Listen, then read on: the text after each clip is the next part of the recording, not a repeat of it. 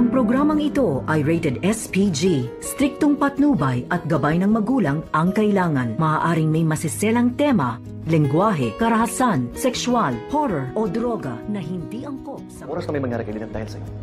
Ako mismong papatay sa'yo. Tandaan mo yan. Isipin niyo ha.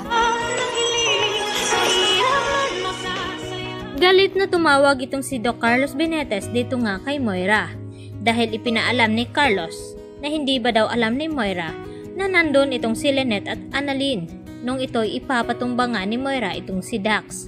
At dito naman na sumagot itong si Moira kay Carlos na sana raw si Lynette na lamang daw ang tinamaan ng baril. Nang sa ganon ay wala nang hadlang sa kanyang mga plano. At hindi naman makakapayag itong si Carlos na may mangyari nga daw masama dito nga kay Lynette. At dito nagbabanta si Carlos na kapag may mangyari daw masama kay Lynette ay itong si Carlos daw mismo ang papatay dito nga kay Moira. At dito rin na dinagdagan ang banta ni Carlos kay Moira na kapag may nangyari nga daw masama dito kay Dax at matuluyan itong masawi ay itong si Carlos daw mismo ang magiging star witness laban dito kay Moira dahil nabalitaan nga ni Carlos na inutusan itong si Zoe na tapusin daw itong si Dax at gagawin pang kriminal ang kanyang anak. Kaya yon ay hindi nga matanggap-tanggap ni Carlos kung bakit idadamay pa ni Moira ang kanyang anak na si Zoe. At kahit na daw ay magkalaglagan ay talagang titistigo itong si Carlos laban dito kay Moira na kung ano daw ang mga pinagagawa nga nito.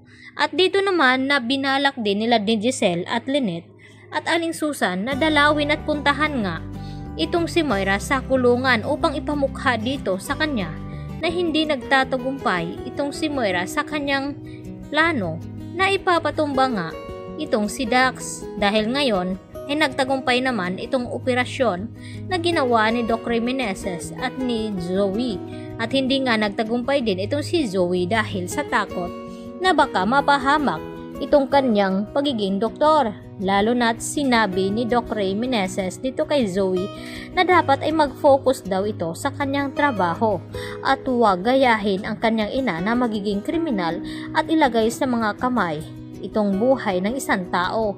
At nandito nga sila sa operasyon upang iligtas kahit alam nilang kriminal nga ang taong ito ay dapat gagampanan pa rin daw nila ang kanilang tungkulin. Kaya yun ang pagabag dito sa kalooban ni Zoe na hindi niya naituloy ang kanyang pinaplano sana. Yun ang utos ng kanyang ina. At yun nga, nang ipaalam ni Zoe kay Moira ay dito naman sakto na narinig kay ni Lynette na inutos ni Moira na tapusin nga tuluyan itong si Dax na sa ganun ay wala nang magiging star witness itong si Moira. At dito naman na ibinalita at sinabi din ni Lynette kay Carlos na balak ngang tapusin ni Zoe itong si Dax nang sa ganon ay mabura na itong magiging star witness ni Moira. Kaya hindi nga matanggap-tanggap ni Carlos ang mga inuutos ni Moira kahit nasa loob na nga ito. Kaya baka gagawin ni Carlos ang lahat nang sa ganon ay hindi na talaga makakalabas pa ng kulungan itong si Moira dahil kapag nakalabas ito tiyak na may gagawin ngang masama ito dito kina Lynette, lalong-lalo na kay Annalyn dahil sa banta nga noon ni Moira na kapag siya'y nakalabas ay maghanda-handa na mga nanakit at nagpapahirap sa kanya. Tiyak na babalikan at gagantihan niya nga ito. At hindi naman matanggap-tanggap ni RJ na matagal na palang kilala ni Zoe itong si Dax at kung bakit inilihim niya pa ito. At si Justin pa ang makakatuklas dahil dito sa CCTV footage na nakita ni Justin. Yan ang ating pakatutukan at aabangan bukas mga kapuso. Salamat po!